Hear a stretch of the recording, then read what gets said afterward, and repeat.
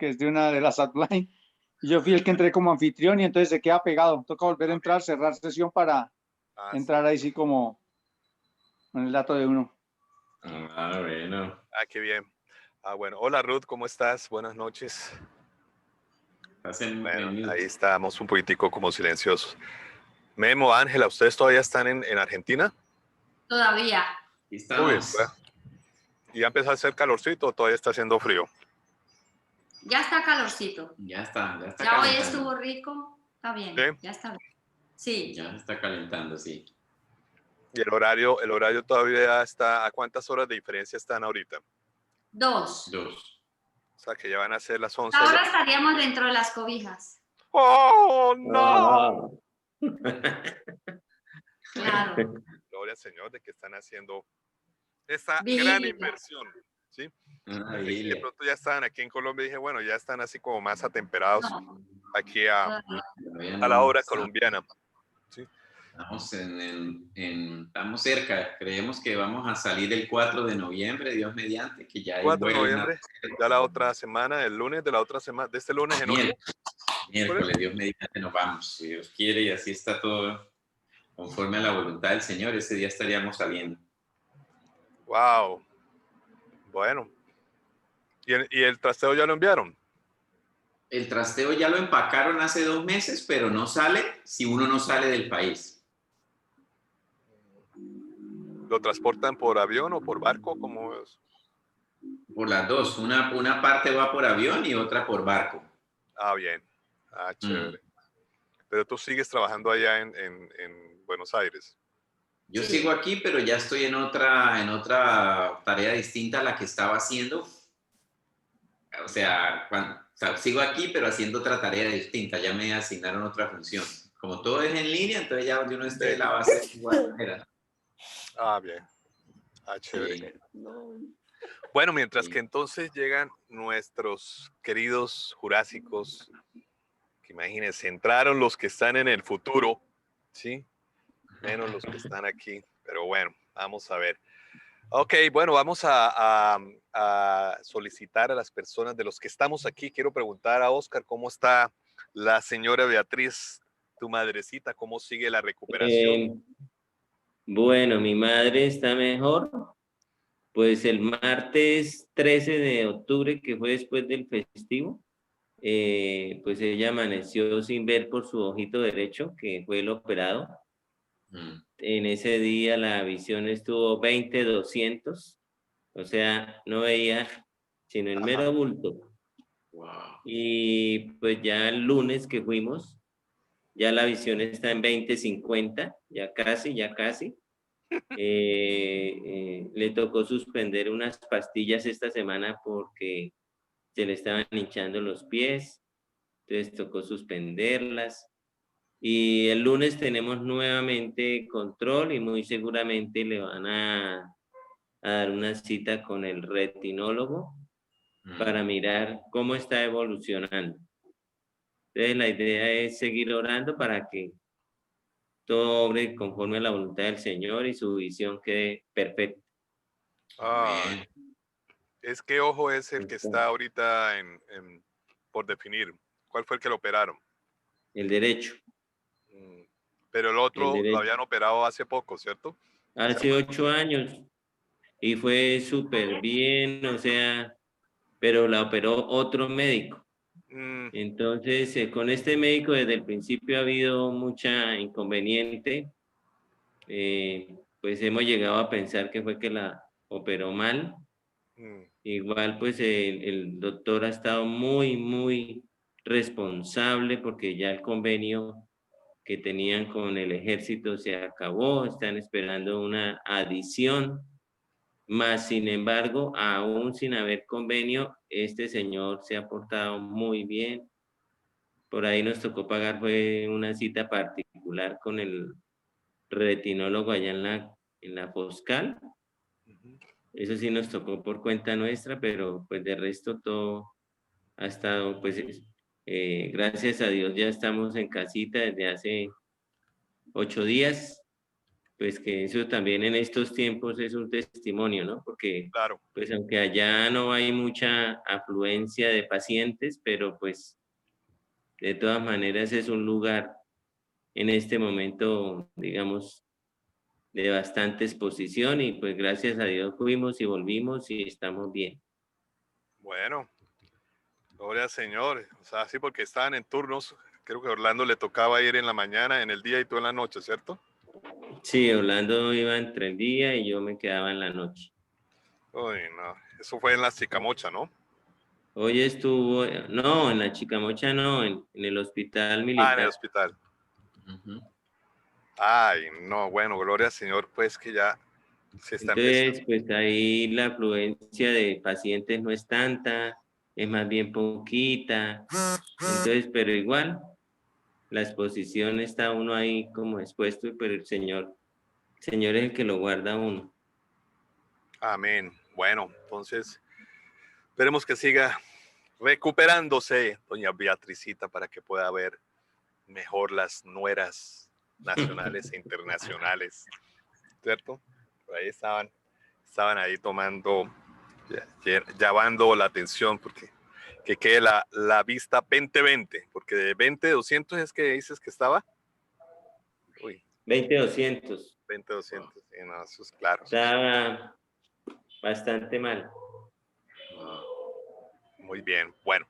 Ok, entonces vamos a darle la gloria al Señor, vamos a introducirnos en lo que es el tema.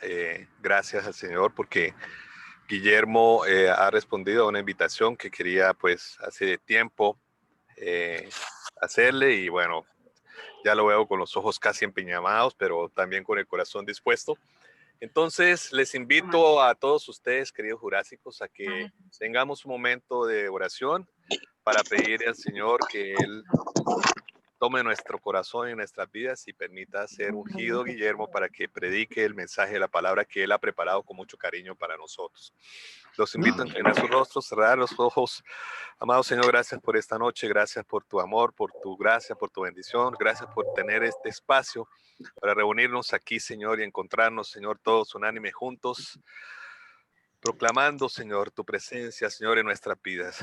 Yo te clamo, Señor, te suplico que seas tú llegando, Señor, a nuestros corazones, definiendo a todas las personas que están por conectarse para que lleguen a este espacio.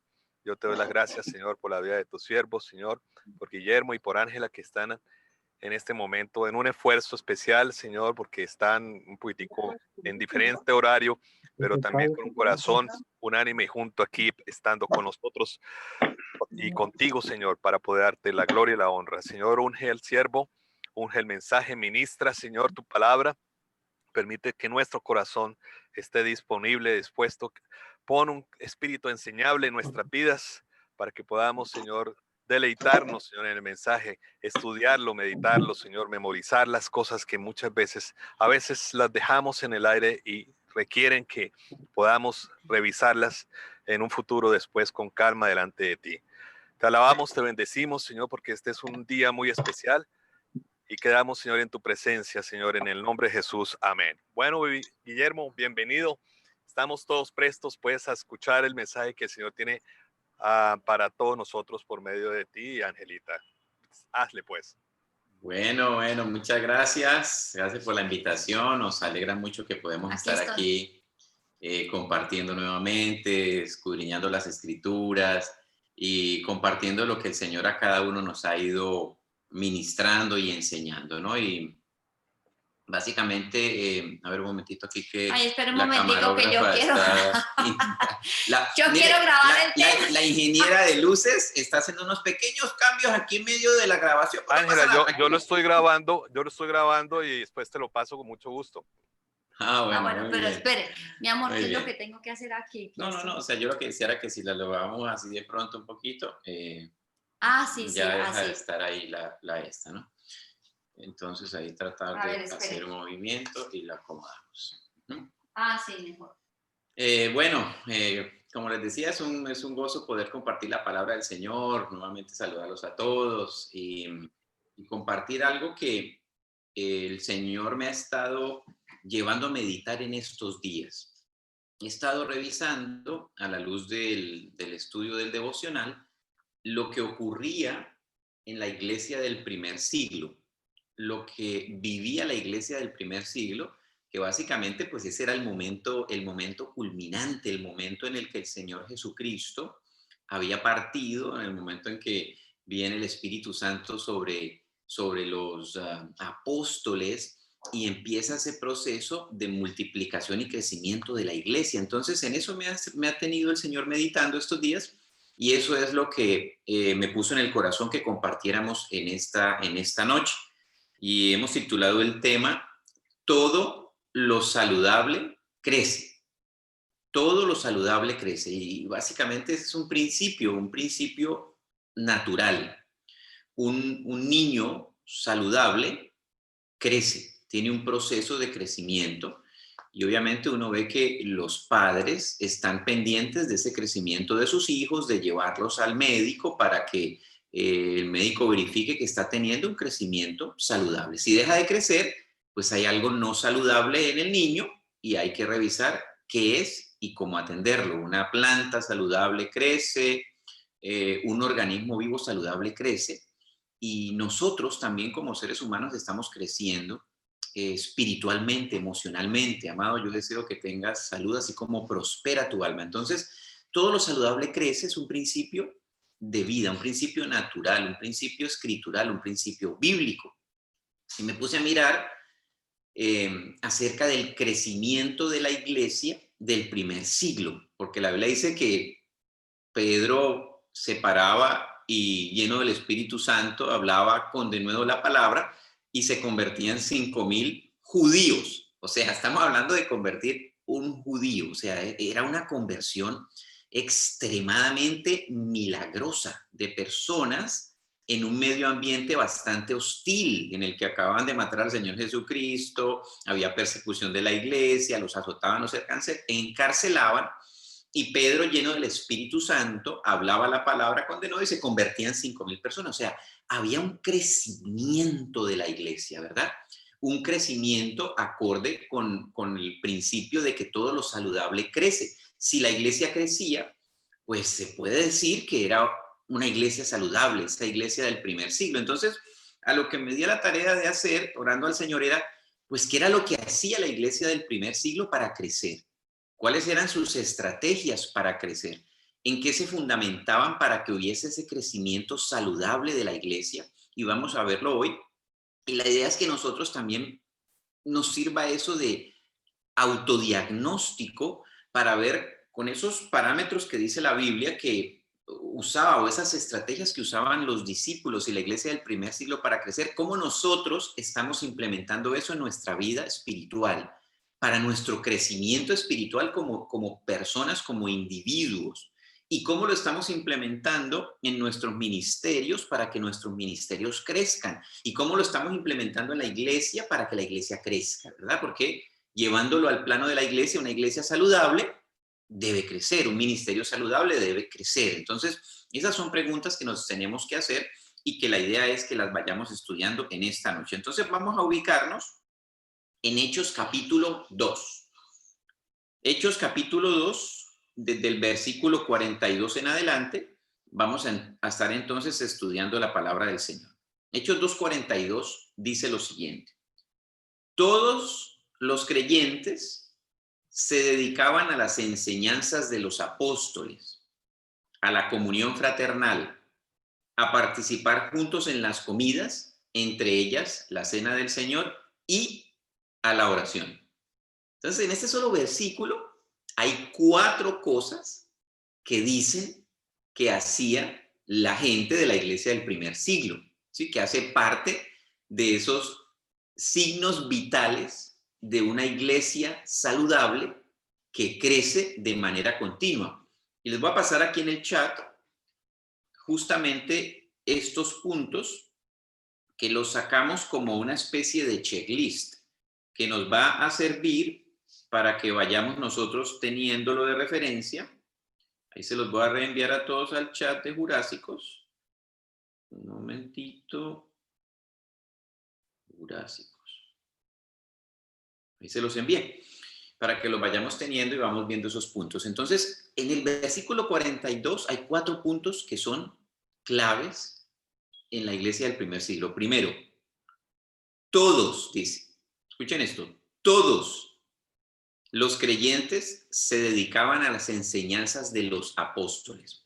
O sea, había una unidad en el crecimiento del conocimiento de la palabra de Dios, que en esa época no existía la Biblia. Obviamente es claro para todos nosotros que en esa época no existía Biblia. La transmisión del conocimiento era oral. Los apóstoles que estuvieron con el Señor Jesucristo empezaron a tener una transmisión oral de las enseñanzas de Jesucristo. Obviamente con el paso del tiempo todo eso fue llegando a la Biblia que hoy tenemos escrita, pero en esa época eran las enseñanzas de los apóstoles, pues que todavía vivían, ¿verdad?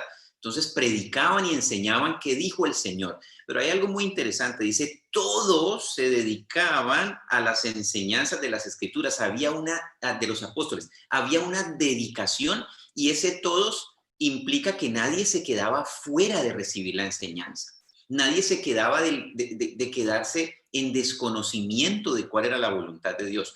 Todos estaban dedicados a la enseñanza de los apóstoles. Y también habla mucho de la sanidad de la doctrina de los apóstoles, lo que venía directamente de revelación de Cristo hacia ellos y que ellos lo estaban transmitiendo a la iglesia del primer siglo. Entonces, se habla de doctrina sana, se habla de que todos están en un crecimiento, y se habla de que había una dedicación. Entonces ahí tiene uno que empezar a mirar su checklist, a ver cómo está mi dedicación a la doctrina, cómo está mi dedicación al estudio de las enseñanzas de los apóstoles, de lo que Cristo enseñó, de lo que el Señor dejó, de lo que está escrito, de toda escritura es útil para enseñar, para redarguir, para instruir en justicia, a fin de que obviamente nosotros seamos perfectos, enteramente preparados para toda buena obra. Entonces el primer punto, todos estaban dedicados a las enseñanzas de los apóstoles. Segundo, todos estaban dedicados ¿a qué?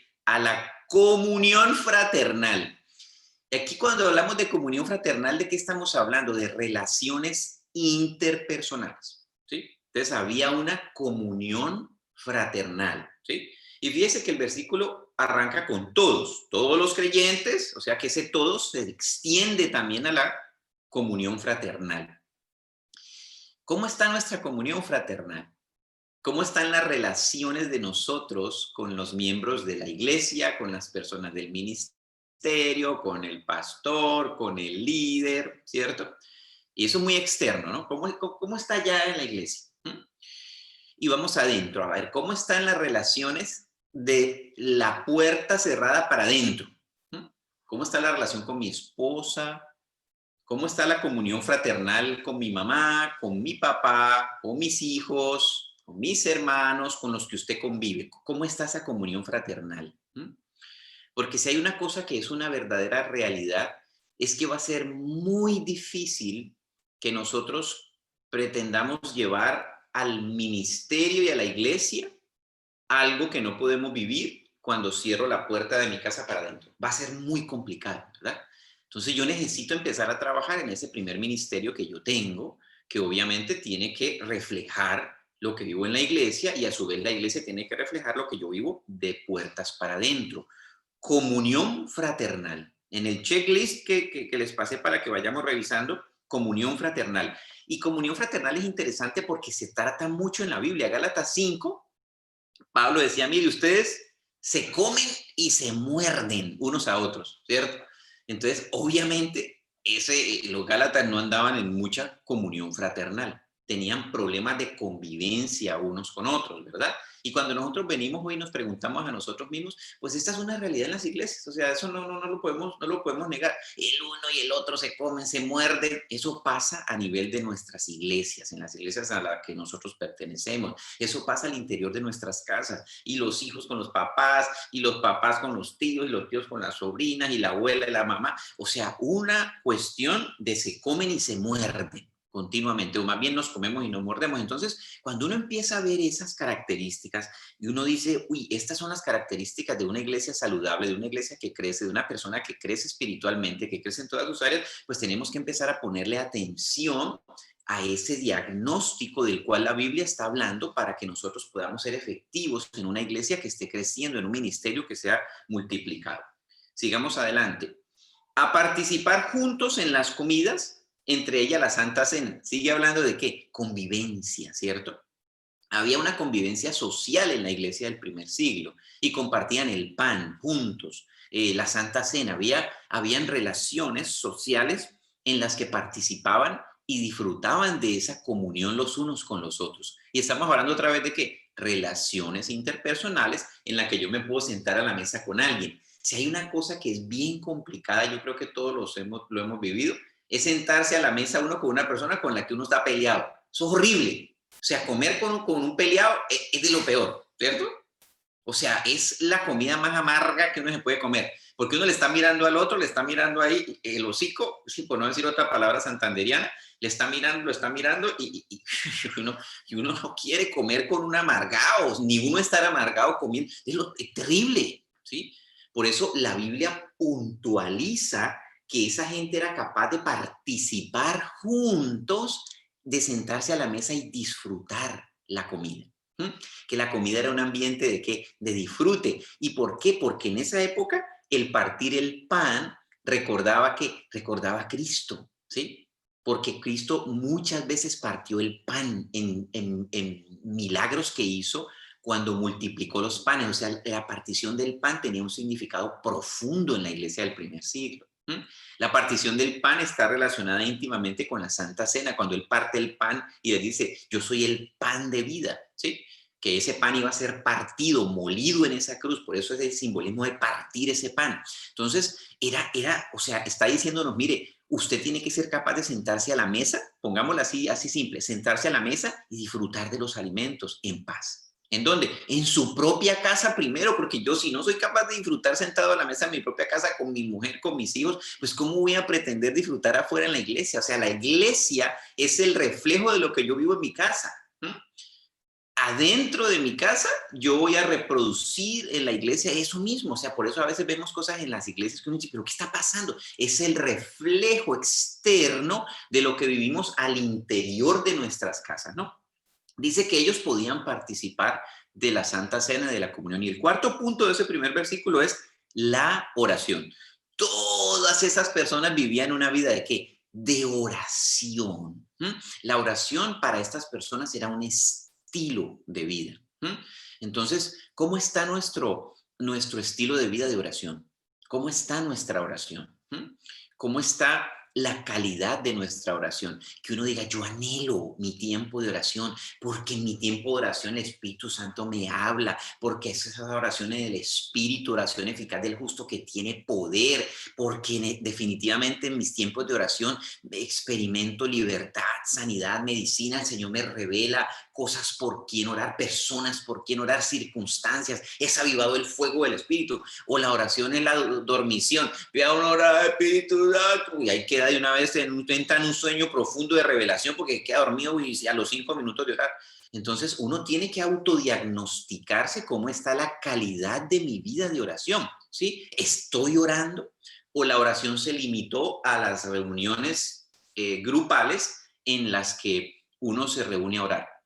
Y esta pandemia y este tiempo en el que las personas hemos tenido que, por obligación, conectarnos de manera en línea y se acabó básicamente la iglesia presencial, ha llevado a una realidad a aquellas personas que dependían 100% en su vida espiritual de la iglesia cada semana.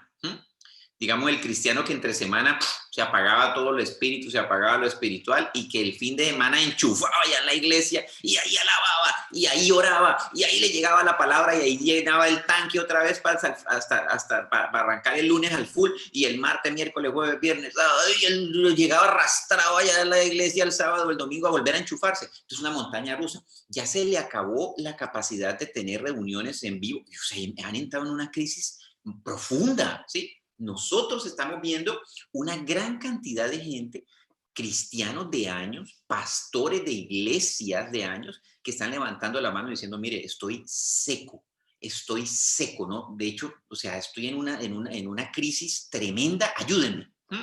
Crisis tremenda de orar, de su identidad en Cristo, porque se le acabó la gasolina, porque había descuidado esa vida de oración, esa vida personal, esa vida íntima, ¿sí? Y lo que hablamos, lo que yo no puedo vivir en la intimidad, en la puerta cerrada, yo no puedo tratar de sustituirlo en el externo, en la iglesia, no va a pasar, no va a funcionar. Entonces, ahí hay 4 cosas claves que esa iglesia del primer siglo vivía y que nosotros necesitamos hacer ese autodiagnóstico, ¿no? Y esas 4 cosas claves que trajeron como consecuencia, versículo 43, Hechos 2:43, un profundo temor reverente vino sobre todos ellos.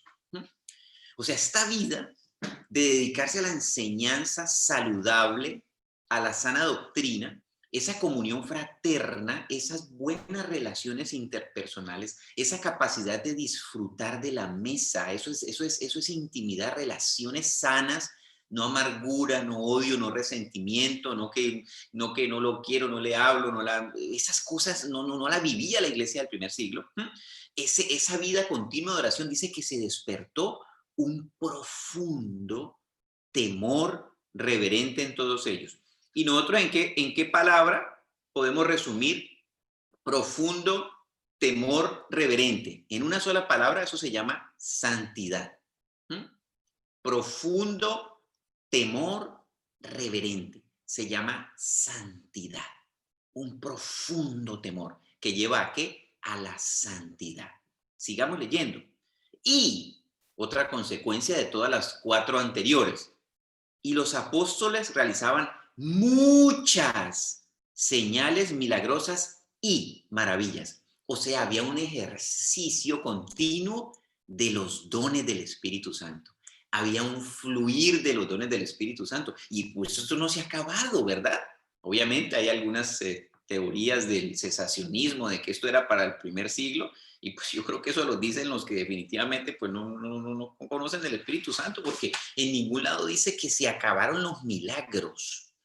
Eventualmente quizás el nivel de santidad ha disminuido, ahorita lo vamos a ver en la Biblia, en este auto-checklist diagnóstico, y pues entonces no se ven las señales, no se ven los milagros, pero dice que esta gente hacía muchas señales milagrosas y maravillas, muchas, con esas 4 cosas que dice en el versículo 42. Quiere decir que si nosotros como cristianos, en nuestros ministerios, en nuestra familia, en nuestra intimidad, nos dedicamos a las 4 cosas del versículo 42, estamos hechos. Los resultados van a ser profundamente poderosos y se va a despertar ese temor reverente y evidentemente va a redundar en una serie de milagros y señales milagrosas. Sigamos en el verso 44. Todos, fíjese que continuamente usa la palabra todos, o sea, nadie se quedaba fuera. Todos los creyentes se reunían en un mismo lugar. Había una congregación continua, se congregaban, era parte de su estilo de vida el congregarse. Era parte del ADN de su vida espiritual y compartían todo lo que tenían. Había un compartir, había una generosidad hacia las personas que estaban necesitadas. Vendían sus propiedades y posesiones y compartían el dinero con aquellos en necesidad. Había una identificación de gente en necesidad y había un plan que tenía esa gente para ayudar a los que estaban en necesidad. El necesitado no era una persona que nadie lo miraba, no, había que ayudar al necesitado y se ayudaba al necesitado en la necesidad que tuviese. Verso 46. Adoraban juntos en el templo cada día. O sea, había una cultura de adoración cada día. Adoraban juntos ¿en dónde? En el templo cada día. Esa gente iba al templo a adorar. Recordémonos que esta primera comunidad de cristianos, estos cristianos del primer siglo, eran judíos, en su inmensa mayoría eran judíos, ¿sí? Que habían reconocido a Jesucristo como Señor y Salvador, pero ellos seguían viviendo y yendo a hacer su vida espiritual ¿a dónde? Al templo judío, pues, ¿sí? Porque Jesucristo para los judíos en aquella época fue el cumplimiento de las promesas para los judíos. Entonces, ¿a dónde iban a adorar los judíos? Pues al templo judío. Y es fascinante porque esta gente siguió con su vida espiritual, solo que obviamente incorporando a Cristo y al Espíritu Santo de Dios y entrando a esas comunidades judías a decir, mire, el cumplimiento de todas las promesas para el pueblo judío es Jesucristo. Una cosa bien interesante. Entonces dice que había una cultura de adoración. ¿Cómo está nuestra cultura de adoración? Y fíjense que es un estilo de vida. Dice, adoraban juntos en el templo cada día. Cultura de adoración. ADN espiritual de adoración. Estilo de vida de adoración. Ahí está eso en el checklist que les pasé para que vayamos revisando y autoevaluándonos. Yo me autoevaluaba y decía, uy, ahí estoy, pero medio fallo en varias de esas. Uy, señora, ahí me falta. Uy, no, mejor dicho. Pues uno cuando empieza a mirar esto, a veces uno va entendiendo por qué a veces no crecemos como iglesia, a veces no crecen los ministerios, porque en ese checklist no le estamos llegando, no estamos a veces ni cerca. Adoraban juntos en el templo cada día, se reunían en casas para la cena del Señor y compartían sus comidas, vuelvo a reforzar en esto, con gran gozo y generosidad. Compartían sus comidas con gran gozo y generosidad. Vuelvo al punto de la mesa. La mesa tiene un gran significado de perdón, de unidad, de comunión fraternal. La mesa tiene una gran representación en la Biblia. Por eso Apocalipsis 3:20 dice, ya que yo estoy a la puerta y llamo, si alguno oye mi voz, se abre la puerta, entraré a él y cenaré con él y él conmigo. El autodiagnóstico es, ¿cenamos nosotros juntos en familia hoy en día? Ni siquiera en la iglesia, en la casa. Me siento a la mesa a cenar con mi esposa, mi esposo, mis hijos, nos sentamos. Estos días hablaba con alguien y decía, no, sí, cristiano, ¿no? Cristiano el papá, cristiano la mamá, cristiano los dos hijos. Nunca comían juntos. ¿Sí? Cada uno agarraba su plato y se iba para su habitación. Hacer lo que quería. A mí me gusta la música, a mí me gusta leer no sé qué en el iPad, a mí chatear en las redes. Pues no había confraternidad de mesa de ningún tipo. Dice que la pandemia los llevó a comer juntos nuevamente. Sí, porque que ya no tenían nada más que hacer. Entonces, literal, dijeron, mire, volvimos a comer juntos, volvimos a hablar, a preguntar cómo estás y cómo te sentís, papá. O sea, esto, pese a que ha sido una leve tribulación momentánea, ha llevado a que muchas personas vuelvan a buscar al Señor, vuelvan a tener esa cercanía, vuelvan a buscar a aquellos con los que estaban en desacuerdo, porque es que pues ya lo voy a tener ahí todo el día durante 7 meses adentro de la casa. ¿Qué tengo que hacer? Pues no, que perdonarlo, porque si no voy a andar amargado toda la vida, no me queda de otra. Y esas personas empezaron literal a perdonarse, a hablar de las cosas viejas, a sacar esas cosas viejas, a tener una vida saludable, a sentarse otra vez a la mesa. Y vuelvo y repito la frase, mire, nosotros vamos a reflejar en la iglesia y en nuestro ministerio lo que vivimos adentro de la casa. Si adentro de la casa es una pelea, una guerra mundial, allá afuera va a ser lo mismo. O sea, es imposible que yo me comporte de una manera diferente. Tengo que ser muy buen actor o muy mentiroso o muy cínico para adentro de la casa ser un desgraciado y afuera ser el líder ideal y el que resucita muertos. No va a pasar. No va a pasar, familia, no va a pasar. Entonces, yo necesito ordenar mi propia casa. La Biblia dice, mire, ¿usted cómo pretende gobernar la iglesia si no puede gobernar ni su propia vida, ni su propia casa? Empiece trabajando en usted. Entonces, por eso esto es un acto diagnóstico, ¿para qué? Para mí, ¿sí? Para que yo me lo haga a mí mismo. Yo no vengo aquí a decir, mire, es que este está mal y esta iglesia está mal y este ministerio está mal, el que no crece. No, esto me lo estoy haciendo a mí. Guillermo Izquierdo se evalúa y dice, estoy pelado acá. En esto estoy negativo, en esto medio le pego a un punto, porque yo necesito evaluarme a mí mismo y obviamente desechar todo lo que es el concepto de la hipocresía del que tiene la viga en el ojo y está mirando con la viga en el ojo mirándole al otro que tiene una paja, diciendo, usted tiene una paja, este está fallo acá. No, yo me tengo que sacar la viga de mi ojo. Hoy esto es para concentrarnos en la viga del ojo mío, este diagnóstico que está acá. Entonces dice, compartían sus comidas con gran gozo y generosidad. Versículo 47. Todo el tiempo alabando a Dios. Alabanza. Todo el tiempo. O sea, fíjese, las palabras que usa. Todo el tiempo alabando a Dios. Adoraban en el templo cada día, alabanza y adoración. O sea, ¿cómo está nuestra vida de alabanza y de adoración personal, íntima, con el Señor? Mi vida personal de alabanza y de adoración. Todo el tiempo alabando a Dios y disfrutando de la buena voluntad de toda la gente. Otra vez que las relaciones interpersonales están por todo lado en estos versículos de la iglesia del primer siglo, que crecía por miles. Disfrutando de la buena voluntad de toda la gente. Había un disfrute de las relaciones, había un disfrute los unos con los otros, ¿no? Y ojo con esto. Después de todo este checklist, viene la consecuencia. Y cada día el Señor agregaba a esa comunidad cristiana los que iban siendo salvos. Esto es muy interesante porque dice que el Señor agrega. ¿Quién lleva a la gente a una iglesia? El Señor. El Señor agrega. En otra versión, en la Reina Valera dice, y el Señor añadía a la iglesia cada día los que habían de ser salvos. Entonces, el Señor añade ¿dónde? El Señor añade unas personas en este ambiente, porque este es un ambiente saludable para un cristianito que llega nuevo y no lo va a tirar a la laguna de las pirañas, ¿sí? Entonces el Señor dice, no, si se lo tiro allá, hermano, y me lo van a fregar peor, yo no lo puedo mandar para allá. Hablando en serio, o sea, aquí dice que el Señor ahí a esa comunidad que vivía este estilo de vida, que tenía este temor reverente que lo llevaba a la santidad, que tenía esta búsqueda, esta confraternidad, que tenía esta vida de oración, de alabanza, de compartir, ahí el Señor mandaba a la gente. Porque era un ambiente donde esa gente iba a crecer saludable, donde iban a ministrarla saludable, donde iba a crecer en un entorno del ejercicio de los dones del Espíritu Santo de Dios. O sea, claramente está ahí en esos pocos versículos, ¿sí? Y ese es el que les pasé ahorita ahí en el chat.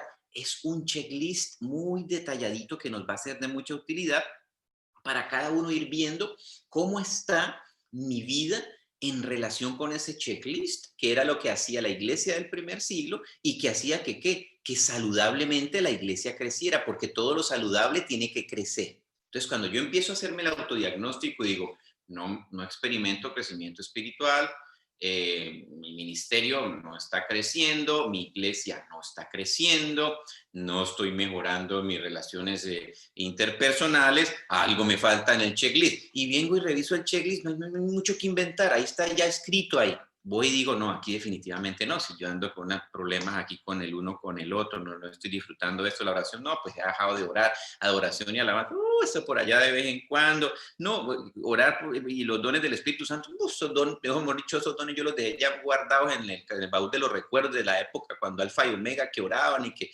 ponían las manos y que las profecías y todas esas cosas eran por los enfermos. Y me acuerdo que en esa época nos mandaban a orar por los enfermos. A mí una vez me mandaron a orar por un señor que tenía cáncer y yo no quiero orar por ese señor. Y pues me mandaron a orar por ese señor.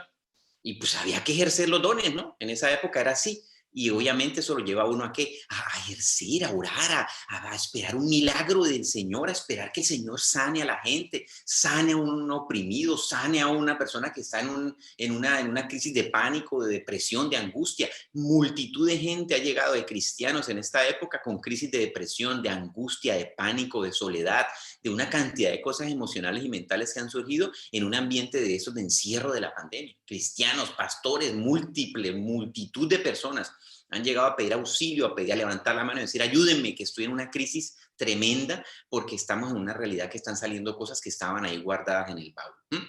Entonces, ese checklist es bien interesante. Y obviamente vamos a tocar un par de esos puntos con un poquito más de detalle, porque obviamente no nos da el tiempo para tocarlos todos, pero por el Espíritu de Dios yo le invito a que cada uno se siente y le diga, Espíritu de Dios, tú examíname, como le decía David al Señor. Examíname, oh Dios, y pruébame. Y mira si hay en mí camino de perversidad y encamíname por el camino recto. Porque David se miraba a sí mismo y decía, no, yo estoy re bien, yo ando al 10. Pero como él pensaba que su ojo podía ser no lo suficientemente objetivo, entonces le decía, Señor, rayos X espirituales, examíname, oh Dios, y pruébame y mira si hay en mí alguna cosita por ahí. Yo no creo que haya nada, pero tú examíname. Y con cada uno de esos puntos orar uno y decirle, Señor, muéstrame. ¿Cómo estoy yo aquí? ¿Cómo estoy yo en el tema de compartir, de reunirnos, de ser capaz de disfrutar con otras personas, de las relaciones interpersonales, de mi vida de adoración, de alabanza? ¿Cómo estoy, Señor? ¿Cómo estoy aquí en la sana doctrina, en la comunión fraternal, en el ejercicio de los dones? Y el Espíritu Santo nos va a guiar a cada uno. Eso es para nosotros, ¿no? Vamos a tocar un par de puntos con un poquito de profundidad en esta noche. Uno de ellos es: un profundo temor reverente vino sobre todos ellos. ¿Sí? Un profundo temor reverente vino sobre todos ellos, que lo hemos asociado con sinónimo de ¿qué? Santidad. Un sentido de santidad tenía esta gente, y lo vamos a estudiar. Seguimos en el libro de los Hechos. Vámonos a Hechos 5, para ver cuál era el estándar de santidad que manejaba la iglesia del primer siglo. Con eso nos damos una idea, obviamente, de cuánto era su temor reverente, ¿no? Hechos 5 es un pasaje que lo conocemos todos muy bien, y vamos a leer ahí unos 5 versículos de Hechos 5. Dice: había cierto hombre llamado Ananías, quien junto con su esposa Zafira vendió una propiedad y llevó solo una parte del dinero a los apóstoles, pero afirmó que era la suma total de la venta. Con el consentimiento de su esposa, se quedó con el resto. Versículo 3. Entonces Pedro le dijo: Ananías, ojo con esto es muy importante, ¿por qué has permitido que Satanás llenara tu corazón? Cierra el signo de interrogación. Esto para mí es extremadamente importante e interesante. ¿Quién era Ananías? Ananías era un cristiano creyente en Cristo que hacía parte de la iglesia del primer siglo. Ananías no era Judas, ¿sí?, al que se le metió el diablo porque no había recibido a Jesucristo en su corazón. La Biblia dice que Judas ni siquiera nunca llamó a Jesucristo Señor. Cuando uno estudia la Biblia, decía maestro, maestro. Nunca lo llamó Señor. Nunca recibió a Cristo, nunca lo aceptó como Señor y Salvador. Pero Ananías sí, Ananías era de la iglesia, Ananías era un cristiano creyente en Jesucristo, ¿sí? Sorpresa. Ananías, ¿por qué has permitido que Satanás llenara tu corazón? Quiere decir que un cristiano, ¿sí?, tiene la potestad con lo que hace de permitir o no que Satanás se le meta al corazón. ¿Y cuál es el corazón de nosotros? Ese es nuestro huerto del Edén, para poner una comparación. Así como se le metió a Adán y Eva al huerto del Edén, si yo lo dejo meter a mi corazón, se me metió al huerto del Edén. Hijo mío, dame tu corazón, dice el Señor Jesucristo. A Ananías se le metió Satanás ¿a dónde? Al corazón. Y uno dice, ¿what? Se le metió a un cristiano creyente, convertido, salvo con el Espíritu Santo, Satanás al corazón. Pues le abrió la puerta, ¿sí? Le abrió la puerta. Y ahí es cuando yo me pongo a preguntar, ¿yo qué puertas le habré abierto al inmundo diablo? ¿Sí? Y ni cuenta me di como pasó con Adán, ni cuenta se dio que se le metió el diablo, y cuando vio estaba sentado con su mujer conversando. No se dio ni cuenta que se le metió el diablo al Edén. No se dio cuenta, Adán. Y no se dio cuenta porque si se hubiera dado cuenta no le hubiese permitido, no le hubiese abierto la puerta a su corazón. ¿Y cómo le abrió la puerta? Mire, el estándar de santidad era un estándar, la vara de la santidad estaba pero altísima en esa época. Le mentiste al Espíritu Santo y te quedaste con una parte del dinero. Una mentira, ¿sí?, le significó a Ananías abrirle la puerta y permitir que Satanás llegara a su corazón y se metiera en el jardín del Edén. Dice uno, ¡wow! ¡Qué cosa, Dios mío! Y si eso es una mentira, ¿cómo será si uno pone con otras cosas de más grueso calibre? Entendiendo que no hay ranking de pecado, ¿no? Pecado es pecado, no hay ranking de pecado, pecadito, pecado venial, pecado capital, pecado mentira piadosa. No, eso no existe en la Biblia. El estándar de santidad de la iglesia del primer siglo era una mentira, está frito. Yo creo que si ese estándar se aplicara ahorita, no queda nadie. Uy, y se desconectó todo el mundo, ¿sí? Upi, cri, cri, cri, cri, cri. Quedábamos todos listos. Sí, porque pues, andamos a veces, sí, con nuestras vainas. Cada uno tiene sus luchas, cada uno tiene sus metidas de pata, de las cuales estamos trabajando llorando para que no las volvamos a tener, obviamente. Le mentiste al espíritu y te quedaste con una parte del dinero. La decisión de vender o no la propiedad fue tuya. No necesitaba hacer eso, le estaba diciendo Pedro a Ananías. Y después de venderla, el dinero también era tuyo, para regalarlo o no. O sea no tenías que andar diciendo esa mentira, no tenías que inventarte esa historia. ¿Cómo pudiste hacer algo así? Mire la pregunta de Pedro. ¿Cómo pudiste hacer algo así? O sea, Pedro estaba tan aterrado, ¿sí? Que le hizo, o sea, no lo puedo creer, Ananías, no lo puedo creer. ¿Sabe por qué? Porque en la iglesia del primer siglo había un profundo temor reverente, ¿sí? Que llevaba ¿a qué? A tener temor de pecar, ¿sí? Temor de decir una mentira, temor de desagradar a Dios, porque la presencia de Dios estaba ahí en ese huerto del Edén, en esa comunidad en la que habían señales y milagros y prodigios, ¿cierto? La presencia del Espíritu Santo, pues la misma que usted y yo tenemos, el mismo Espíritu. O sea, no ha cambiado, el Espíritu Santo es el mismo, estamos en la misma época, eso fue post Jesucristo, post derramamiento del Espíritu Santo. Estamos en esa época porque no ha pasado el siguiente acontecimiento, que es el arrebatamiento de la iglesia. O sea, estamos en la misma época. Entonces, el estándar de santidad es distinto hoy en día. Ahí cuando yo me pregunto, ¿cómo es mi estándar de santidad? Sí, porque aquí no importa cómo es el del otro, eso no importa, porque perfectamente nosotros podemos ser sabios en decir cómo es el estándar de santidad de los demás. No, si este yo lo he visto más torcido, este está en pecado aquí, esa iglesia y este pastor y este líder, tú.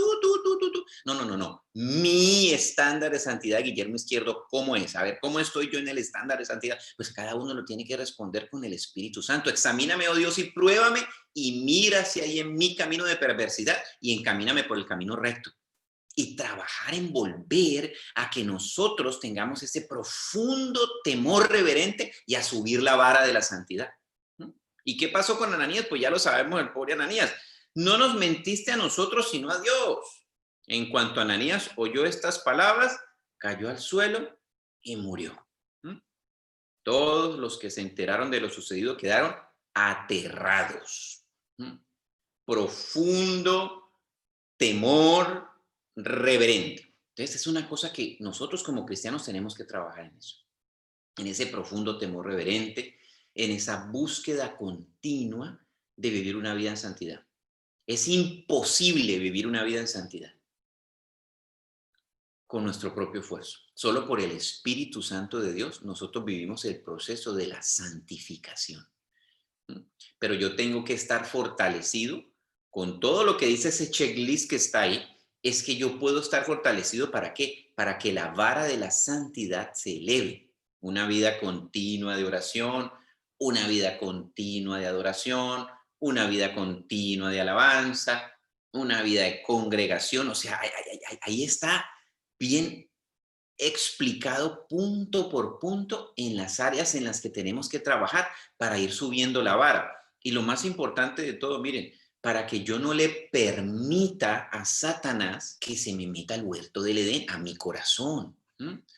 Hay un concepto bien interesante que yo creo que todos lo conocemos, pero siempre hay que recordarlo. Mire, el Señor le dijo a Adán que la Biblia dice que Dios puso a Adán y a Eva en el huerto del Edén para que dos cosas, lo cultivaran y lo guardaran. Para que lo cultivaran y lo guardaran. Y yo me atrevo a decir, aquí con el diario del lunes, como se dice acá, pues que a Adán se le olvidó la segunda parte, cuidarlo. Entonces, como no lo cuidó, se le metió el diablo y terminó hablando ¿con quién? Con su mujer.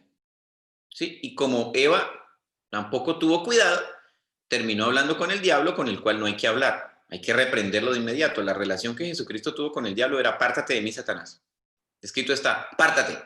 No tengo que hablar nada con el diablo. Cuando le doy oído al diablo, el diablo viene a mi mente y empieza a meterme ideas en la cabeza, como hizo con Eva, y la llevó a dudar de la palabra. Ya sabemos el resto de la historia. Y Ananías, ¿a qué lo llevó? A mentir, sin necesidad. Sí, y el objetivo del enemigo es que robar, matar y destruir. ¿Y qué consiguió con Ananías? Lo terminó matando. que obviamente cuando uno vaya y estudia otros versículos de la Biblia, otras cosas que Pablo habla acerca del enemigo, pues lo más probable es que Ananías no está la plena certeza de que Ananías no perdió la salvación. Pero el diablo le generó la muerte. Por allá en una de las cartas de Corintios habla específicamente de un caso parecido, digamos, de una persona que Pablo dice que se lo entregó a Satanás para perdición del cuerpo, ¿sí? Que no se iba a perder la salvación, dijo, pero a ese se lo entregué a Satanás. O sea, imagínense usted que su líder diga, a este está pecando, se lo entregué a Satanás ya para que se lo lleve, para que lo mate. Ese no va a perder la salvación. Allá en el cielo nos lo vamos a encontrar. Pero ya pecadera, no, señor, es un mal testimonio en la iglesia. Y le hemos dicho y no deja de pecar. Ya se lo entregué al diablo ya para que se muera. Uy, hermano, el estándar de santidad era diferente en la primera iglesia. Imagínese usted cuando usted viera viniendo al líder. Uy, viene el líder con los de la célula madre. ¿Sí? No, es una cosa terrible. Eso ocurría en la iglesia del primer siglo, familia. Ahí está. El estándar de santidad era distinto. ¿Sí? Pero también eran muy apercibidos precisamente de que el enemigo estaba queriendo robar, matar y destruir. Tenían sus sentidos espirituales apercibidos, detectaban de quién venía la fuente de la destrucción. Pedro dijo, mire, esto lo causó ¿quién? Satanás. Le permitiste a Satanás, Ananías, le diste papaya. Ese punto es un punto muy interesante para estudiar en cuanto al profundo temor reverente que vino sobre todos. El siguiente punto, y quiero que profundicemos un poquito, es el punto de todos se dedicaban a la comunión fraternal en cuanto al tema de las relaciones interpersonales. ¿Cómo están nuestras relaciones interpersonales? Cada uno, las mías, no piense que la iglesia, no olvídese eso, las suyas.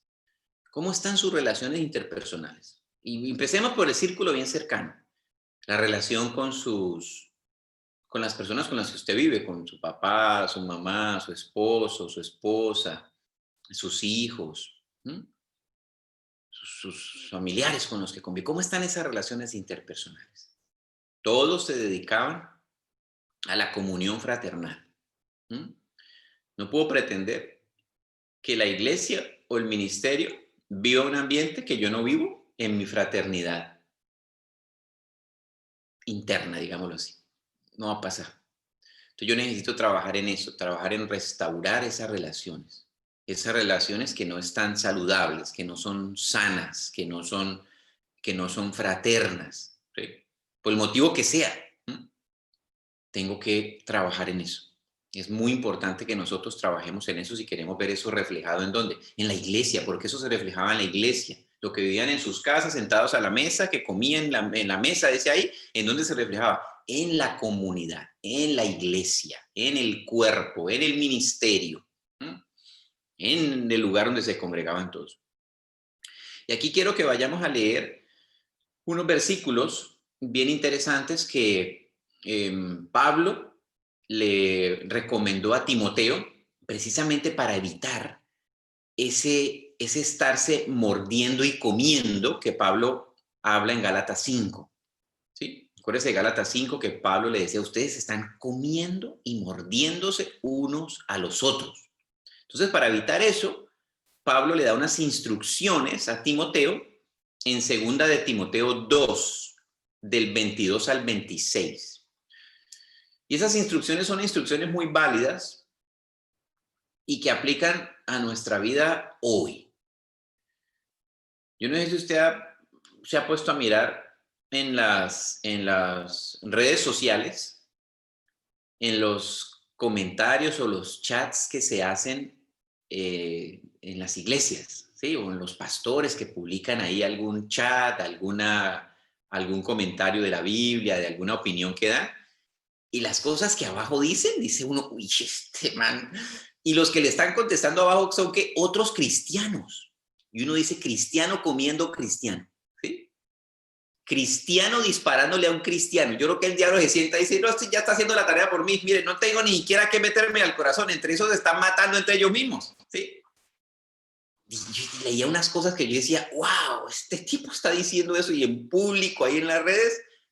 atacando a otro personaje cristiano, un pastor atacando a otro, una iglesia atacando a otra, un cristiano atacando al otro, hablando mal del otro. O sea, decía, no puede ser. No puede ser. O sea, nosotros no podemos ser partícipes de eso. Si eso está pasando, está pasando. Pero yo no puedo ser partícipe de ese tipo de cosas. Yo no puedo ser partícipe de ese tipo de cosas.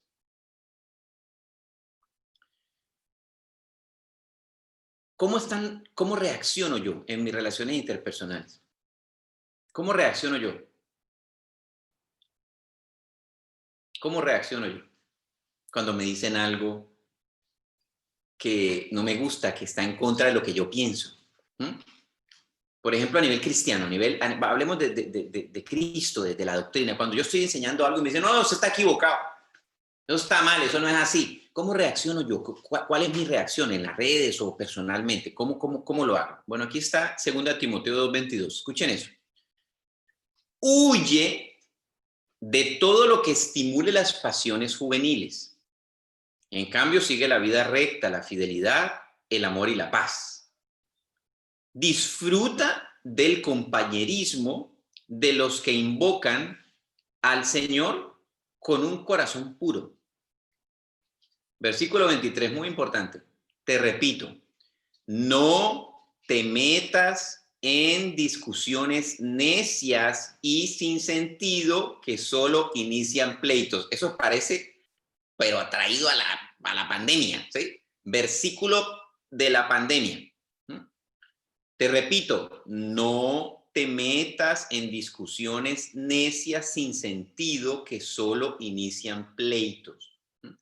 Discusiones de doctrina, discusiones si está bien o equivocado, si el concepto teológico está correcto o no, si la hermenéutica está correcta o no. Dice, ¿a quién le importa lo que está diciendo Pablo? Mire, deje de andar peleando esa vaina, no se meta a pelear con eso, no tiene sentido, inicia un pleito, no inicie usted un pleito.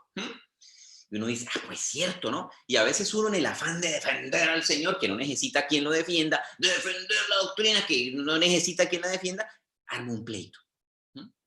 Y el enemigo, yo creo que se ríe y dice, allá están los cristianos disparándose el uno al otro, mira ahí nomás en Facebook, mira ahí en las redes cómo se disparan los unos a los otros. Pues si eso pasa, usted y yo no podemos ser de los que anden disparándole a otro cristiano, a otra iglesia. Eso no nos toca a nosotros, eso no es nuestra tarea. Yo tengo que encargarme de lo que Dios me ha encomendado a mí, de mi ministerio, de edificar a mi gente, de cuidar a mis discípulos, de cuidar a mis ovejas y de cuidar a mi grey de la puerta cerrada para adentro, mi relación con mi familia, con mis hijos, con mi mamá, con los que convivo, y que ahí me siente a la mesa, haya fraternidad, haya paz, haya respeto, haya amor, haya alegría, haya gozo. Pero si no lo puedo hacer ahí, en ese núcleo controlado, con gente que me conoce, que me ama, ¿cómo va a pasar afuera en la iglesia? No va a pasar. Empecemos practicando en la casa. Empecemos practicando dentro de casa. Esto que queremos ver en la iglesia afuera, empiezo practicando ahí cerquita. ¿Sí? Con mi mamá, mi papá, mi mujer, mis hijos, mi tía, mi prima, Ahí empiezo practicando el amor, el perdón, la confraternidad, el sentarme a la mesa, estas cosas. El orar los unos por los otros, el declarar sanidad, medicina, los dones del Espíritu Santo, etc. Ese versículo es muy importante. No te metas en eso, dice 24. Un siervo del Señor no debe andar peleando, sino que debe ser bondadoso con todos. Todos, no dice letra chica, excepto si son de otra iglesia, ¿sí? Excepto si están en contra de la sana doctrina. No ande peleando con nadie, ¿sí? Capaz de enseñar y ser paciente con las personas difíciles, ¿sí? O sea, nosotros nos vamos a encontrar con personas que difíciles, está diciendo Pablo. ¿Y qué dice ahí? Sea paciente con esas personas difíciles. 25. Instruye con ternura a los que se oponen a la verdad. Mire, esto es un concepto bien interesante. O sea, uno se encuentra con personajes que se oponen a la verdad, ¿sí? Con esos fue con los que se encontraron los Boanerges cuando le dijeron, Señor, en un estado de éxtasis espiritual, Señor, hacemos que descienda fuego del cielo y los consuma. En una revelación profunda que tuvieron del Espíritu Santo, que los consuma el fuego del Espíritu Santo. ¿Sí? Que a veces uno quiere usar a Dios yo quiero usar el soplete de Dios para consumir a la gente que se opone a lo que yo quiero que hagan, ¿sí? Uso a Dios de arma, de disparo. Yo hago esas oraciones, oh, Señor, que recojan lo que han sembrado. O sea, uno dice, wow, que les caiga fuego del cielo como los Boanerges. Y básicamente dice, instruye con ternura a los que se oponen a la verdad, ¿sí? Instruye con ternura a los tercos, instruye con ternura a los groseros, instruye con ternura a los que escriben sandeces en el chat, instruye con ternura a los que escriben cosas absurdas en el chat en contra de la voluntad de Dios, instruye con ternura a los que se oponen a la verdad. Y ahí yo me peleé, porque me da rabia que escriban esas cosas absurdas en el chat. Y me provoca escribirle y sacarle la hermenéutica, la exégesis, el versículo en griego, en hebreo, en arameo. Y dice, mire, esa gente lo que necesita que es ternura, está manifestando una necesidad de Cristo, un desconocimiento de la palabra. Entonces, ese método no sirve, está diciéndole Pablo a Timoteo, ese método no funciona, el método de la confrontación no funciona, el método de la contienda no funciona con nadie, ni con su papá, ni con sus hijos, ni con su mamá, no sirve ese método, no lo intente, está escrito ahí hace 2000 años, quiere decir que ese método no sirve. Dice, tal vez Dios les cambie el corazón y aprendan la verdad. O sea que básicamente lo está excluyendo a usted de que usted es el que tiene que hacer que esa gente acepte la verdad. Dice, mire, usted con ternura háblele, y pues si de pronto Dios lo quiere cambiar, que lo cambie, si no, siga para adelante, para el siguiente. ¿Sí? Que eso fue el Señor, lo que el Señor le dijo a la misión de los 70. Mire, usted vaya de casa en casa, y si en una casa no lo reciban, sacúdase el polvo de los pies y siga para la otra. Pero no se quede ahí peleando con eso, sí, que están desgraciados, no reciben a Cristo, no creen la verdad. No contienda. Adelante al siguiente. Adelante al siguiente. Pero si hay contienda de palabra, ya estamos fuera de la palabra, ya estamos fuera de la voluntad de Dios. No contienda, le dice Pablo, no pelee, no tenga discusiones, no ande discutiendo de cosas que usted sabe que son la verdad. Usted no es el que convence a nadie, dice aquí, mire, tal vez Dios le cambie el corazón, ¿cierto? O sea, no es usted y yo el que le vamos a cambiar el corazón a una persona dándole y dándole y dándole. Pero sí la oración eficaz del justo tiene poder. Por eso esa gente del primer siglo, ¿a qué se dedicaba? A la oración, a la intercesión, a la alabanza. Eso sí tiene autoridad y poder. Pero el discurso podera continuamente, la gente coge rabia. La gente cansa también de eso. Más, obviamente, si son personas que se oponen a la verdad. Y si de pronto es un Ananías que le había abierto la puerta y tenía al enemigo sentado en el corazón, pues peor. Va a ser un opositor continuo y va a haber contienda continua, va a generar un mal ambiente, en fin. Y uno le está siguiendo la cuerda al enemigo. El enemigo dice, no, en el grupo yo no me meto porque eso allá entre ellos están matando. Vamos para otro. No puedo yo darle lugar al enemigo, ¿no? Versículo 26. Entonces entrarán en razón y escaparán de la trampa del diablo, pues él los ha tenido cautivos para que hagan lo que él quiere. Y fíjese que en el versículo 26, ¿quién vuelve y aparece? El diablo que se le había metido a Ananías en el corazón. Entonces cuando uno dice, qué casualidad, el que le generó a Ananías, un cristiano, esa desgracia en su vida, fue el diablo, porque Ananías no se dio cuenta y se le metió ahí. El que le está diciendo Pablo a Timoteo en el versículo 26 es que esas personas están cautivas ¿por quién? Por el enemigo. Entonces, cuando yo entiendo esto, yo ya no estoy contra la persona, es que esa persona, No. Detrás de esa persona hay un personaje que se llama el diablo, que lo metió a una trampa y que le tiene cautiva la razón. No entra en razón, no porque sea terco, no porque sea un burro que no entienda la Biblia, sino porque ahí está metido en una trampa, y una persona que está en una trampa no se puede librar de la trampa, está cautivo, y esa persona hace lo que quiere, ¿quién? El diablo, ahí está. Entonces uno tiene que empezar a decir, este personaje voy a interceder por él, voy a anular toda acción diabólica en la vida de esa persona, porque yo tengo autoridad para hollar serpientes y escorpiones, y sobre todo poder del maligno. Va a ponerme a interceder por para declarar que su voluntad es libre, para conocer la verdad, para reprender al maligno de su vida en el nombre de Jesús, y empiece a orar, a interceder, y de seguro esa persona se va a transformar, Porque usted ahí está luchando ¿con quién? Contra el maligno, que es el que tiene a este metido en la trampa. El pobre ni cuenta se da que está metido en una trampa. Entonces, es muy importante entender estas cosas, y cuando uno va investigando, porque eso es lo que me ha pasado a mí, en la investigación que he hecho de cada uno de estos tópicos, ¿a quién me cuento detrás? Al mismo personaje, al diablo. Y no es que a mí me dio por ver al diablo en todo lado y ahora estoy buscando y lo veo por todo lado. No. Lo veo donde la Biblia dice que está. Dice que se le metió en el corazón a un cristiano que le abrió la puerta por mentiroso. Pues yo no puedo andar diciendo mentiras. Dice que se le metió a un personaje por andar básicamente cautivo. Dice que lo metió a una trampa y esa persona cautiva en la trampa era terco y se oponía a la verdad y contendía las cosas de la Biblia. Eso es una persona que está atrapado por el maligno, ¿sí? Entonces yo no me puedo poner a contender con una persona, yo tengo que ayudarlo a que salga de la trampa. Una vez esté fuera de la trampa, a ver si el Señor le cambia el corazón y aprende la verdad. Pero básicamente, al punto que voy aquí, yo no puedo andar en contiendas. Nosotros no podemos andar en contiendas, ni de palabra, ni de doctrina, ni de ideales, ni de criterios, ni de lo profesional. La contienda no hace parte de la agenda de la iglesia del primer siglo. No hace parte del checklist. Contienda con uno, pelea con el uno, pelea con el otro, tiene problemas con el uno, tiene problemas con el hermano, con el papá, con la mamá, con el hijo, con el líder. Hay un común denominador. Entonces uno tiene que decir, pues cierto. Y el Señor justo le habló a Timoteo a través de Pablo profundamente. Mire, estos versículos de 2 de Timoteo a mí me abrieron los ojos. Decía, wow, de veras, si uno a veces se mete en esas contiendas y el email que uno escribe al otro y le pasa, no funciona ese método, no sirve. El método de la pelea no sirve, de la contienda no sirve, de la confrontación no sirve, no funciona.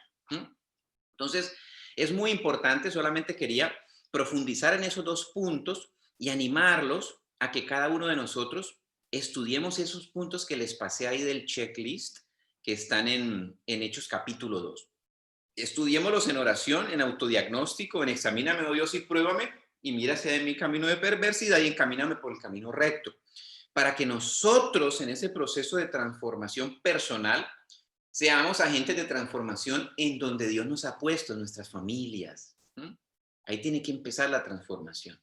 Y si yo logro en mi ambiente familiar tener una transformación, la voy a reflejar ¿en dónde? En la iglesia. ¿Sí? Así de simple. No hay que ser muy profundo en el conocimiento teológico para entender que así funciona. Yo necesito reflejar lo que estoy viviendo aquí, allá afuera. Por eso muchas veces vemos nosotros unas realidades en las iglesias de contienda, de combate, una iglesia peleando contra la otra, un pastor hablando en contra del otro, un líder hablando en contra del otro. Eso no agrada a Dios, ¿sí? Eso no es la voluntad de Dios. Eso no hace que la iglesia crezca. Y una cosa que hacía que los judíos del primer siglo tuviesen esas conversiones tan masivas era la unidad de la iglesia del primer siglo, ¿sí? Porque los judíos del primer siglo eran una comunidad dividida, ¿sí? Si usted estudia el judaísmo del primer siglo, estaba extremadamente fraccionado y dividido. Estaban los fariseos, los saduceos, los celotes, los esenios y los sicarí, qué sé yo, había un montón de gente, los que venían de la diáspora, los judíos helenistas, y cada uno tenía creencias diferentes. Unos creían en la resurrección, otros no. Unos estaban en favor de Herodes, otros en contra de Herodes. Unos estaban pegados con los romanos, otros no querían a los romanos. O sea, era una división tremenda, una división tremenda. Lo más tremendo es que se unieron, eso sí, para crucificar a Cristo. Ahí estaban todos unidos. Pero era una comunidad extremadamente dividida. Y empiezan esos cristianos unánimes juntos, milagros, señales y prodigios. Los judíos se empezaron a convertir. En estos días escuchaba una disertación de un doctor que decía, mire, a ver si un judío hoy en día se va a querer convertir. Si el cristianismo de hoy en día, ¿sí?, le mueve a celo a un judío a convertirse, ¿sí? El de esa época le movía a un judío por la unidad. Por la unidad, le movía por la unidad que ellos tenían. Unánimes juntos, compartían los alimentos, hacían señales, milagros. Los judíos iban y miraban eso y se convertían por miles. Hoy en día a un judío se le comparte, no digo que no pase, obviamente se convierten los judíos, pero usted le comparte, no, mire, reciba a Cristo, y dice, bueno, ¿y a cuál de las 10,000 iglesias que existen, quieres que vaya y me congregue. Mi hermano, o sea, ¿qué factor de unidad estamos vendiendo nosotros, cierto? O sea, es una realidad. Nosotros no podemos ser factor de división, ni en la iglesia, ni en la casa, ni en el barrio, ni en la familia, ni en el trabajo. No puedo ser factor de división, de confrontación, de pelea, de contienda, de disensión. No puede ser usted, no puedo ser yo. Si hay alguna cosa que de verdad el Señor me ha puesto a trabajar es, yo no puedo ser un factor de contienda. Yo tengo que alejarme de eso. Entonces, eso era lo que les quería compartir, queridos amigos, querida familia, todos esos puntos, pero solo profundizar un poquito en esos dos, obviamente por cuestiones del tiempo, ¿no? Y clamar para que el Señor nos ayude, ¿no? Y que nosotros, nuestra unidad como cuerpo de Cristo, despierte a celo a la gente que diga, yo quiero tener lo que esa gente tiene. Yo quiero tener la unión fraternal que esa gente vive, las relaciones interpersonales que tienen, las relaciones de pareja que tienen, las relaciones con sus hijos. Yo quiero eso, yo quiero vivir eso. El gozo que experimentan, el disfrute de todo lo que tienen, porque aquí se habla que disfrutaban la comida, disfrutaban la cena, disfrutaban otro, disfrutaban la iglesia, disfrutaban aquí, disfrutaban allá. Y si uno estudia un poquito más en detalle ahí, las persecuciones que le hacían a los apóstoles, en Hechos 5, más adelante dice que le daban palo, le daban juguete, le daban látigo, salían felices, estaban gozosos de ser tenidos y azotados por Cristo. O sea, era un gozo profundo y obviamente eso despertaba que un celo en esos judíos y se querían convertir porque ellos no lo vivían, no vivían eso. Cuando la gente nos ve a nosotros, quiere vivir como nosotros. Cuando ven el reflejo de nuestras vidas, quiere vivir como nosotros. Y la respuesta es no, ¿qué tenemos que hacer? Pues trabajar en eso, ¿sí? Trabajar. Ir a los puntos y decir, Señor, ayúdame. En realidad, eventualmente quizás yo le he abierto la puerta al enemigo y lo he dejado entrar a áreas de mi vida y ahí me ha tenido esclavizado. Yo tengo que echar fuera, como el Señor le dijo, salga fuera de aquí. Lo tengo que sacar de mi vida, de mis relaciones, de todo eso. Porque detrás de cada uno de estos puntos, queridas familias, está el enemigo. ¿Sí? Está el enemigo intentando robar, matar y destruir, que básicamente esa es su tarea. Ese es un ministerio, acusar, robar, matar y destruir. Es un enemigo derrotado, pero no está muerto. Es una cosa que tenemos que tener muy clara. Entonces, eso era, Marco, lo que queríamos hoy compartir con todos ustedes y bueno, darle la gloria a Dios porque pudimos compartir un ratito y estudiar este tema, ¿no?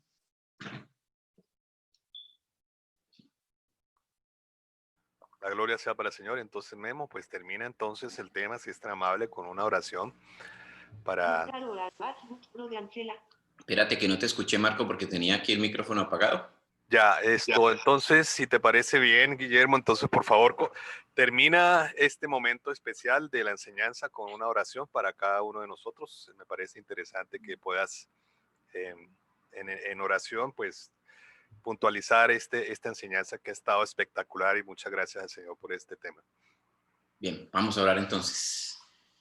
Padre, te damos gracias, Señor bendito, porque todos los que estamos aquí somos escogidos por ti, Señor bendito. Tu palabra dice que nosotros no te escogimos a ti, sino que tú nos escogiste a nosotros. Y tú no cometes errores, Señor. En la escogencia no cometes errores. Nosotros no somos un error en la iglesia. No somos un error en el ministerio donde nos has puesto. No somos un error con los dones que nos has puesto. Tú nos los diste, Señor bendito.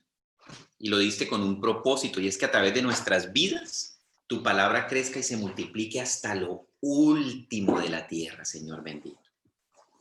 Para que nosotros seamos esos embajadores en los lugares donde nos has puesto, Señor bendito. No hay error ahí. Pero quizás, Señor, cuando nosotros analizamos las características, los detalles, la estrategia que usaba la iglesia del primer siglo, encontramos, Señor bendito, que hay algunos puntos en los cuales nosotros estamos flojos.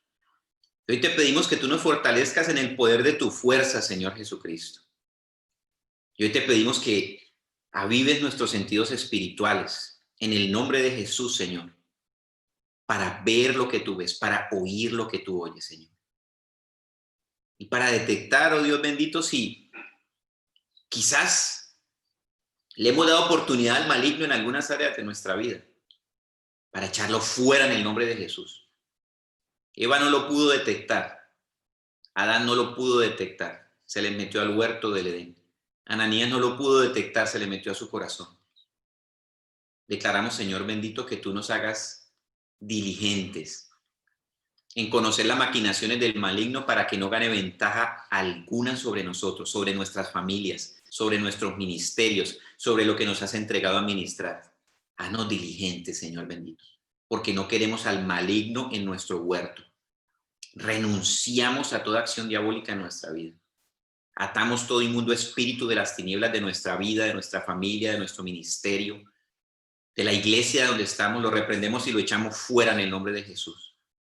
Declaramos que tú nos capacitas, Señor bendito, para dedicarnos a la doctrina sana, a esas enseñanzas de los apóstoles que dice tu palabra, Señor bendito. Y por tu espíritu poder, Señor, vivir en una comunión fraternal dentro de casa, Señor bendito, con nuestros hijos, nuestros padres, hermanos, nuestras madres, Señor. Y renunciar a estar comiéndonos y mordiéndonos. En el nombre de Jesús renunciamos, Señor, a ser contenciosos, a ser el que contiende, a ser el que pelea, a ser el que grita. Yo renuncio, Señor, a ser factor de contención. No me diseñaste para eso, dice tu palabra que debo evitarlo. Hoy renuncio y te pido perdón por eso y te pido que me fortalezcas. Hoy echo fuera de mi vida toda influencia del maligno hacia la contienda, la ira, la maledicencia, el enojo, la gritería. Renuncio a esa influencia del enemigo. Y te ruego que me capacites, Señor, para poder participar juntos, Señor, en las comidas, como dice tu palabra, Señor. Porque la mesa tiene un significado especial en tu palabra, Señor. De unión, de amor, de fraternidad, de escuchar, de hablar, de amar, Señor, de compartir, de entregar, Señor bendito. Y aviva, Señor, en nosotros espíritu de oración, Señor, para que nos dediquemos a esa oración eficaz del justo que tiene poder. Enséñanos a orar, Señor, así como tus discípulos te dijeron. Enséñanos a orar. Te pedimos que nos enseñes a orar en el espíritu, esas oraciones eficaces. Porque si hay oraciones eficaces, entonces es porque hay oraciones ineficaces. Enséñanos a cuál es la oración eficaz, a cuál es la oración en el espíritu, la oración, Señor, conforme a tu voluntad. Enséñanos a orar, Señor. Y que se despierte un profundo temor reverente en nosotros, Señor, por la santidad, Señor. En el nombre de Jesús, por tu espíritu que es el que nos lleva a la santificación, Señor. Y que se avive el fuego del don que has depositado en cada uno de nosotros para el beneficio del cuerpo de la iglesia. Y que se hagan esas señales milagrosas y maravillas en el nombre de Jesús para proclamar libertad a los cautivos, apertura de las cárceles, sanidad a los enfermos, Señor, en el nombre de Jesús. Que perdamos el temor de volver a orar, Señor bendito, de volver a declarar milagros en tu nombre, Señor. Que se avive ese fuego de tu espíritu, Señor bendito, en el nombre de Jesús. Y que se avive el anhelo de congregarnos, Señor, que la congregación para nosotros sea un deleite, el compartir, Señor bendito, el identificar a aquellos con necesidad para ayudarlos, oh Dios bendito, el adorar juntos, el reunirnos, Señor, y compartir con gozo y con generosidad, alabando a Dios y disfrutando, como dice tu palabra, Señor. Y que tú añadas a la iglesia, Señor bendito, cada día los que han de ser salvos. En el nombre de Jesús, oh Dios. Gracias por el llamamiento que nos has hecho. Gracias porque nos has llamado a la gran comisión, Señor bendito, a ir y a ser discípulos, Señor. Nosotros somos los llamados, Señor. Capacítanos, Señor bendito, para fortalecer las manos caídas y las rodillas paralizadas. En el nombre de Jesús, avívanos, Espíritu de Dios. En el nombre de Jesús, que tu fuego nos avive, nos vivifique, Señor. Renuévanos en el espíritu de nuestra mente. En el nombre de Jesús, Señor, así lo declaramos. Y capacítanos para huir, oh Dios, como tú dices en tu palabra, de todo lo que estimula las pasiones, Señor bendito. Y en cambio seguir una vida recta, de fidelidad, de amor y de paz. Y no meternos en discusiones necias. Hoy yo, Señor, yo, Guillermo Izquierdo, renuncio a meterme en discusiones necias. Y si usted se ha metido en discusiones necias, yo le pido en el nombre de Jesús que renuncie. Renuncio a las discusiones necias. Renuncio en el nombre de Jesús a las discusiones sin sentido que solo inician pleitos. Renuncio a iniciar pleitos en el nombre de Jesús. Inmundos espíritus de pleito, de contienda, fuera de mi vida en el nombre de Jesús. No los quiero, no los acepto, fuera de mi vida. Los reprendo en el nombre de Jesús. Un siervo del Señor, dice tu palabra, no debe andar peleando. Renuncio a la pelea. Debe ser bondadoso. Enséñame a ser bondadoso. Me cuesta, Señor, ser bondadoso. Porque hay gente difícil, hay gente que me da rabia, Señor. Renuncio, Señor, a verlos con mis ojos. Declaro que soy capaz de verlos como tú los ves, Señor, y que soy capaz de enseñar y ser paciente con personas difíciles, como dice tu palabra, y de instruirlos con ternura, oh Dios. Por si acaso, Señor bendito, tal vez tú les cambias el corazón y aprenden la verdad, pero eso es tu decisión, tu tarea, Señor. La mía es instruirlos con ternura, Señor, dice tu palabra. Enséñame, porque yo no sé hacer eso, Señor. No lo sé hacer. La rabia, Señor bendito. Renuncio a la rabia. Renuncio a la impaciencia, Señor, con las personas que se oponen. Porque tu palabra dice, Señor bendito, que son personas que están cautivas a la voluntad del diablo, Señor, en trampas. Capacítanos y muévenos a misericordia para entender que no son ellos, sino que detrás de ellos está el maligno que los quiere robar, matar y destruir, así como quiere robar, matar y destruirnos a nosotros. Hoy te bendecimos y te alabamos, Señor, porque tu palabra es buena, Señor, porque tu palabra es viva y eficaz. Porque tu palabra es agua que nos lava, que nos riega, que nos hace germinar y producir, Señor. Porque tu palabra nos vivifica, nos alienta, Señor bendito. Que esta palabra nos anime, Señor, a ponernos en la tarea punto por punto de conocer la verdad por tu espíritu y que la verdad nos haga libres. Que en cada punto, Señor, en el que nosotros experimentamos, Señor bendito, aflicción y experimentamos, Padre del cielo, que no estamos conforme al estándar que tú quieres, entonces que tu espíritu nos guíe a la verdad para conocerla en esa área en particular y que seamos libres y conoceréis la verdad y la verdad os hará libres. Y te bendecimos, Señor bendito, y te glorificamos y te alabamos porque tú nos escogiste a nosotros y porque nosotros somos los llamados, Señor bendito, a ir y a ser discípulos a las naciones en el nombre de Jesús. Alabamos y te bendecimos por esta noche, por este tiempo. Digo, la vida de Marco, la vida de cada una de las personas que han tomado su tiempo, Señor, y han escogido hoy esa mejor parte, Señor, que nunca les será quitada, como está escrito, de reunirnos los hermanos juntos en armonía, a escuchar tu palabra, Señor, a escuchar la doctrina de los apóstoles y a disfrutar de las grosuras de tu casa, de tu mesa. Bendecimos tu nombre en esta noche, te damos la gloria y la honra y declaramos que en el nombre de Jesús en paz nos acostamos y así mismo dormimos, porque a tus amados tú nos das el sueño. Así te hemos orado con gratitud, Padre, en el nombre que es sobre todo nombre de Jesucristo nuestro Señor. Amén. Amén. Amén, amén, amén, amén. Gracias, gracias, gracias al Señor por esta exhortación, por este estudio. Son contenidos muy, muy especiales y que muy seguramente va a tener un impacto en meditar. Dice la palabra del Señor que dulces serán mis meditaciones, ¿cierto? Y sé que cada uno de nosotros, los que estamos aquí, que tuvimos el privilegio de ser ministrados por la palabra va a dar es justo el efecto que tiene, ¿no? Sí.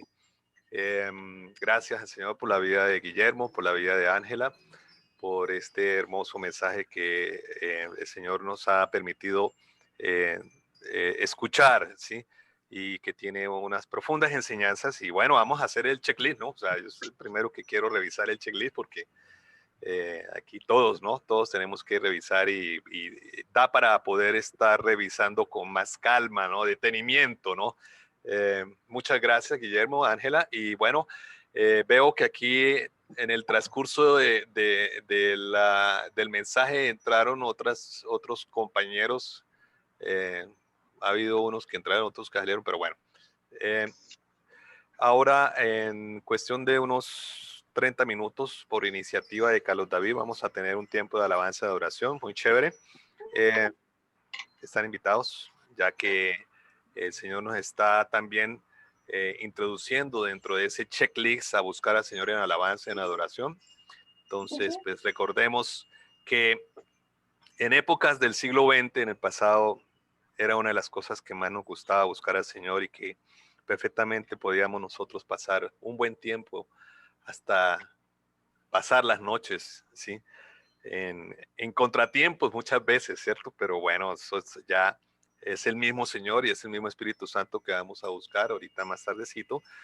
Y el sentir que Carlos David le puso el Señor es precisamente en acción de gracias y en súplica, en clamor, en reconocimiento, ¿sí? Entonces, pues vamos, son de las cosas que me fascinan y me gustan buscar al Señor en alabanza, en adoración. Y bueno, muchas gracias. Que el Señor les guarde, les bendiga. Ya saben cada uno las respectivas actividades que se han estado programando para este espacio de los jurásicos, ¿cierto? Entonces, gracias, Guillermo. Que el Señor les guarde, el Señor les bendiga. Chao, Madeline. Sí, chao, todos, Oscar. Chao, Rod. Que el Señor les bendiga. Dianita, ahí vemos a Dianita también con... Chao. Dios les bendiga. Y después te van a invitar a Bobé. Ah, bueno, gracias. Bueno, que puedan dormir.